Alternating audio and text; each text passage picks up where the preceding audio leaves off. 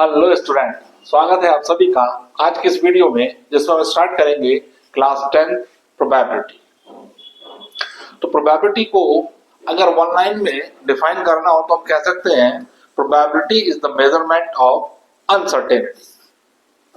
Probability को detail में समझने के लिए हमें जरूरत है कि कुछ इसकी हिस्ट्री को समझा जाए। बेसिकली जो प्रोबेबिलिटी है वो ओरिजिनेट है गैम्बलिंग के द्वारा। कुछ गैम्बलर्स ने को श्रेय जाता है इस बात का कि उन्होंने इस ब्रॉडली ब्रांच ऑफ मैथमेटिक्स को जन्म दिया। आइए समझेंगे इसको थोड़ा डिटेल से।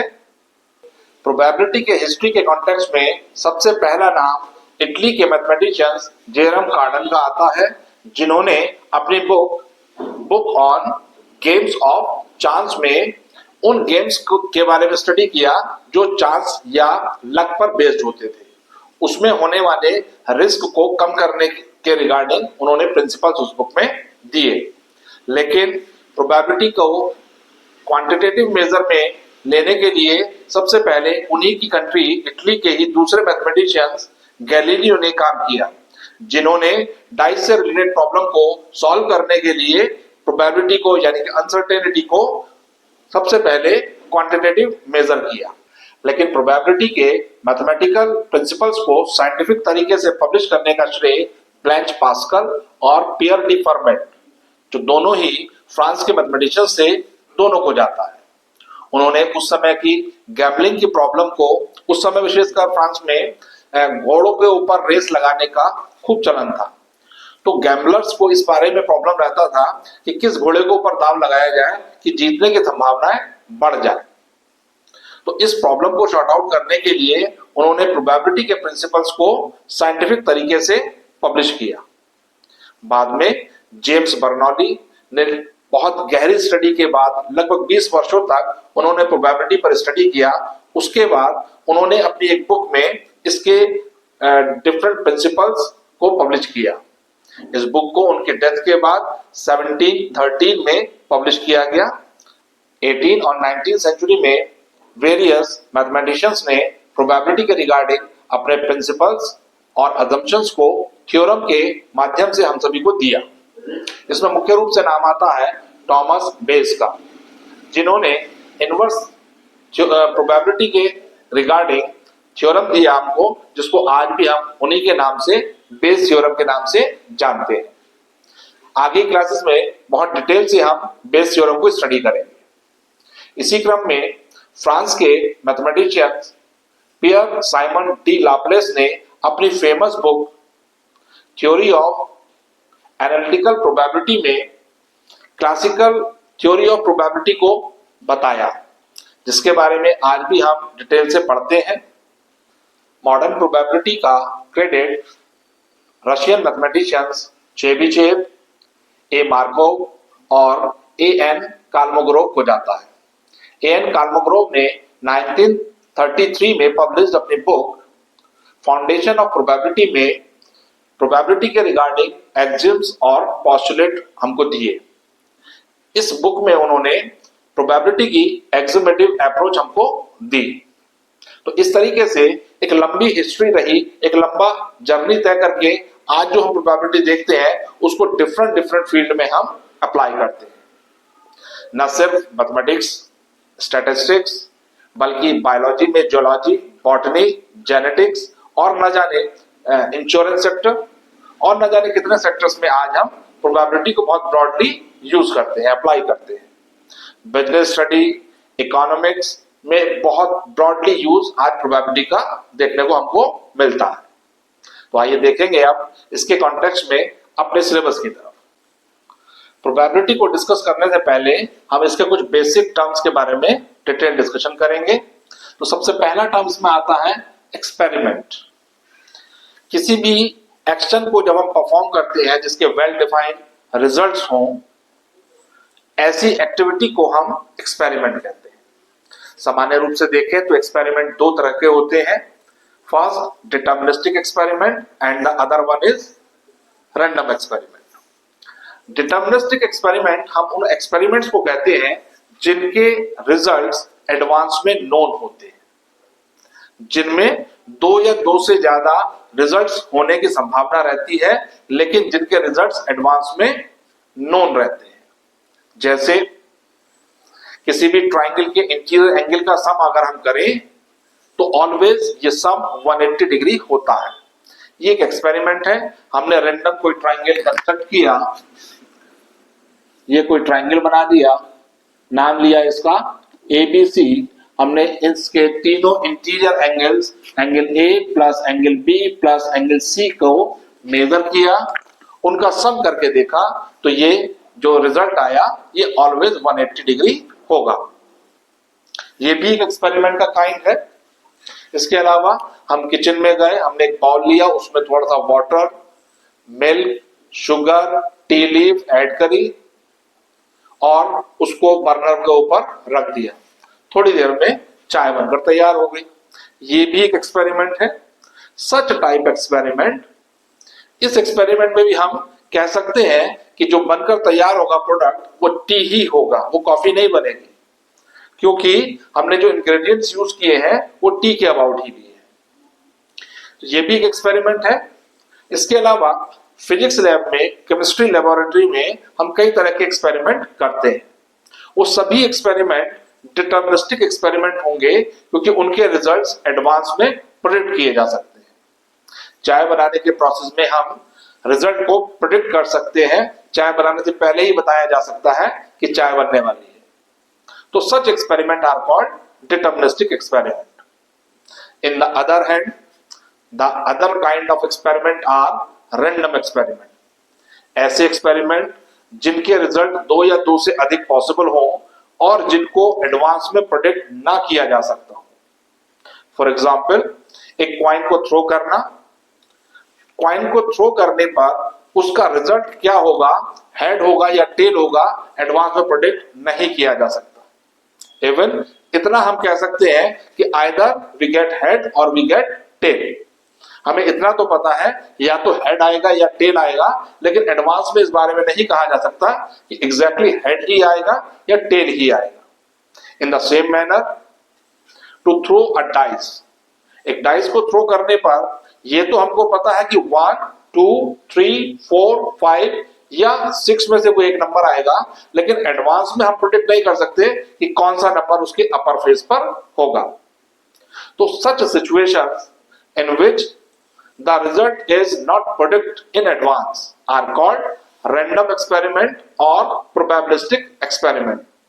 हम अपनी इस प्रोबेबिलिटी थ्योरी में इसी तरह के इवेंट्स को शामिल करेंगे, इसी तरह के एक्सपेरिमेंट को शामिल किया जाता है। डिटर्मिनिस्टिक एक्सपेरिमेंट के लिए प्रोबेबिलिटी का फील्ड उपयुक्त नहीं है, क्योंकि उसमें तो अनसर्टेनिटी है ही नहीं। अनसर्टेनिटी उस जगह होगी जहां पर हम एडवांस में रिजल्ट्स को प्रेडिक्ट ना कर सकते। तो ये तो बात थी एक्सपेरिमेंट के अबाउट। आइए बात करेंगे इवेंट्स के रिगार्डिंग। जब भी हम कोई रैंडम एक्सपेरिमेंट को परफॉर्म करते हैं तो जो जो आउटकम्स उसमें पॉसिबल होते हैं उसके रिजल्ट्स के लिए उन आउटकम्स में से एक या एक से ज्यादा आउटकम्स के कलेक्शन को हम कहते हैं इवेंट। इसको समझने के लिए एग्जांपल लेंगे। लाइक हमने एक डाइस को थ्रो किया, तो डाइस को थ्रो करने पर पॉसिबल आउटकम्स हैं आइदर 1 2 3 4 5 और 6। इन आउटकम्स में से ही कोई एक आउटकम्स अपर फेस पर डाइस के रहेगा। इन आउटकम्स में से एक या एक से ज्यादा आउटकम्स लेकर जो एक घटना बनेगी उसको हम इवेंट्स नाम देते हैं। For example, to getting an even number whenever we throw a dice, एक पर्टिकुलर ये इवेंट हुआ, इसको मैं नाम दे रहा हूं event E1। To getting a even number we get either 2 4 और 6। तो ये एक इवेंट हुआ।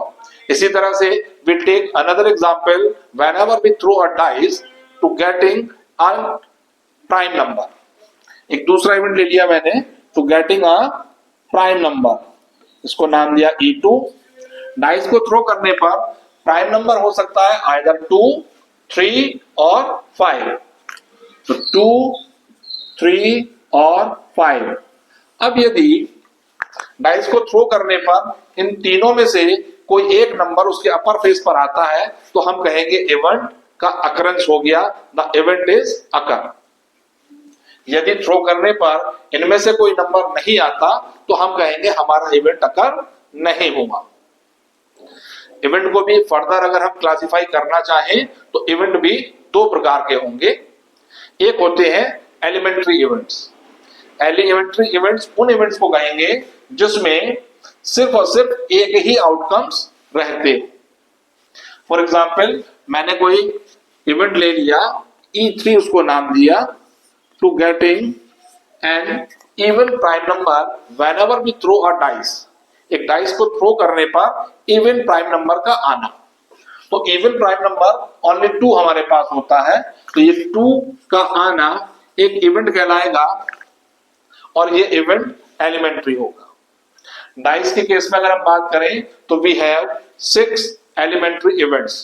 To getting specific number 1 is a elementary event, to getting a specific number 2 elementary event, 3 का आना ये भी एलिमेंट्री इवेंट होगा। इसी तरह से सभी पॉइंट्स को लेकर इंडिविजुअल सिर्फ एक एक सैंपल पॉइंट को लेकर बनाए गए सभी इवेंट एलिमेंट्री इवेंट होंगे। इसके ऑपोजिट वो इवेंट जिसमें 2 या 2 से ज्यादा सैंपल पॉइंट इंक्लूड होते हो उनको हम कहते हैं कंपाउंड इवेंट्स। कंपाउंड इवेंट में कम से कम 2 एलिमेंट्री इवेंट्स इंक्लूड होते हैं। तो इस तरीके से इवेंट्स को हमने क्लासिफाई कर दिया 2 डिफरेंट मैनर में। आइए समझते हैं टर्म इक्वली लाइकली आउटकम्स। किसी भी एक्सपेरिमेंट में जो आउटकम्स होते हैं, फॉर एग्जांपल हमारे पास एक डाइस था, डाइस को थ्रो करने पर we have 6 different outcomes to getting a number 1, 2, 3, 4 और 5 और 6। इन सभी इंडिविजुअल नंबर्स के आने को यदि इक्वली प्रेफरेंस दिया जाए तो ऐसी सिचुएशन में हम कहेंगे कि our outcomes are equally likely.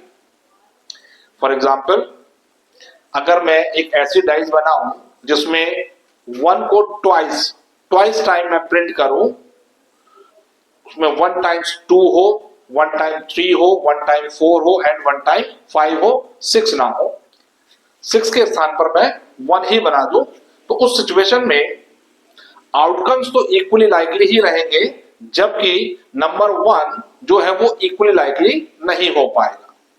एक और एग्जांपल से समझते हैं। किसी बैग में 10 रेड बॉल हो एंड 2 ब्लैक बॉल, तो इस केस में 12 की 12 बॉल को उसमें से बिना देखे बैग में से बाहर निकालने को हम इक्वली लाइकली आउटकम्स कहेंगे, जबकि रेड बॉल को वेटेज ज्यादा मिला है, तो यदि ये टर्म यूज किया जाए to getting red ball are they equally likely, तो आंसर होगा no. To getting red ball not a equally likely. Red ball को वहां से पुट करना इक्वली लाइकली नहीं है, जबकि सभी आउटकम्स को इक्वल वेटेज देते हुए हमने आउटकम्स के टर्म में उसको कहा जा सकता है कि वो इक्वली लाइकली है, क्योंकि बैग में जितनी 12 बॉल्स हैं, 12 बॉल्स को बिना देखे बाहर निकालने के लिए सभी बॉल को हम इक्वली प्रेफरेंस देंगे वहां पर। तो इस चैप्टर में हम जो डिस्कशन करेंगे वो नॉर्मली क्लास 10th में इक्वली लाइकली आउटकम्स के रिगार्डिंग ही है।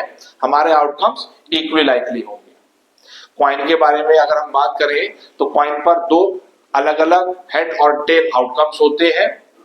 हेड आने को जितना प्रेफरेंस मिल रहा है उतना ही प्रेफरेंस टेल आने को भी मिलेगा, that means they are equally likely. अगर वो डाइस अनबाइज्ड है तो, अनबाइज्ड से मतलब एक फेयर डाइस से।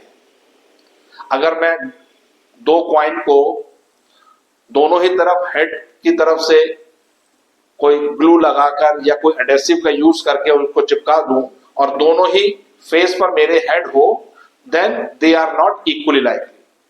तब ऑल द 2 सरफेस पर हमारे हेड शो होंगे, टेल उसमें होगा ही नहीं, then the head is more likely. या हम क्वाइन में दूसरी तरह की बाइसनेस कर दें, उसके एक कॉर्नर को थोड़ा सा स्किट कर दें, जिससे जो क्वाइन को जब हम थ्रो करें तो वो उस सरफेस पर आने का प्रेफरेंस ज्यादा दे जिधर से वो हैवी है।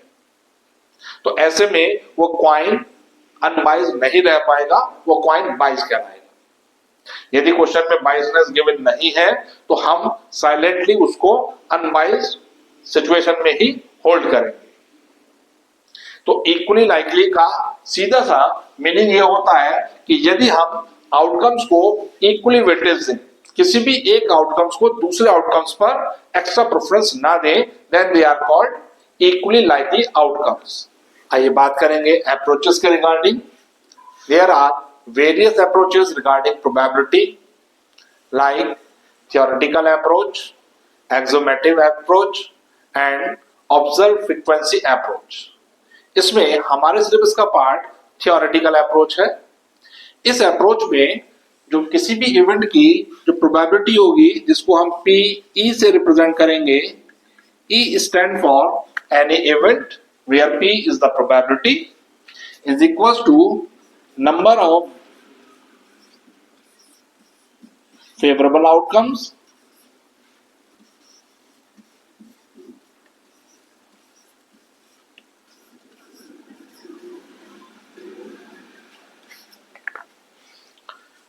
PE stand for number of favorable outcomes divided by total number of outcomes।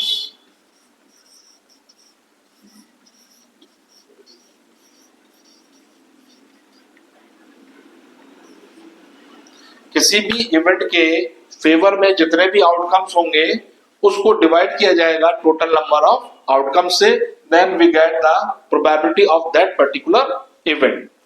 For example, यदि हम कॉइन को एक बार थ्रो करते हैं तो टोटल 2 आउटकम्स होते हैं, आइदर वी गेट हेड और वी गेट टेल। अगर एक इवेंट लिया जाए टू गेटिंग एन हेड, तो इस बात के फेवर में सिर्फ एक आउटकम्स है, एक ही सरफेस पर हेड बना होता है, तो इस बात की प्रोबेबिलिटी हो जाएगी फेवर में आउटकम्स होंगे 1 एंड टोटल आउटकम्स होंगे 2 to getting a head whenever we throw a coin is 1/2। इसी तरह से यदि हम किसी डाइस को रोल करते हैं, डाइस में 6 सरफेस होते हैं, हर सरफेस पर एक डिफरेंट नंबर होता है। अगर मैं उसके रिगार्डिंग को इवेंट लेता हूं to getting an even number whenever we throw a dice, then even number dice पर 3 होते हैं, 2, 4 एंड 6। तो फेवरेबल नंबर ऑफ आउटकम्स होगा हमारे पास 3 and the number of total outcomes become 6। So the probability to getting an even number is 3/6 or we can say simply 1/2। इसी तरह से dice को रोल करने पर टू गेटिंग, मैं कोई दूसरा इवेंट ले रहा हूं, to getting a number greater than 4, तो इस इवेंट के फेवर में सिंपल 2 आउटकम्स होंगे 5 एंड 6। तो फेवरेबल आउटकम्स हो जाएंगे 2 and the number of total outcomes become 6। So the probability of getting a number greater than 4 is 2/6 or simply 1/3। तो ये थियोरेटिकल अप्रोच को अभी आगे हम कंटिन्यू करेंगे, आगे चलेंगे एग्जांपल्स की तरफ। आइए देखेंगे एग्जांपल 1, जिसमें हमसे पूछा गया है find the probability to getting a head whenever we throw a coin, also find the probability to getting a tail। Head आने की प्रोबेबिलिटी भी हमको बतानी है एंड टेल आने की प्रोबेबिलिटी भी हमको बतानी है। तो whenever we throw a coin, then we have total number of 2 outcomes, either we get head or we get tail।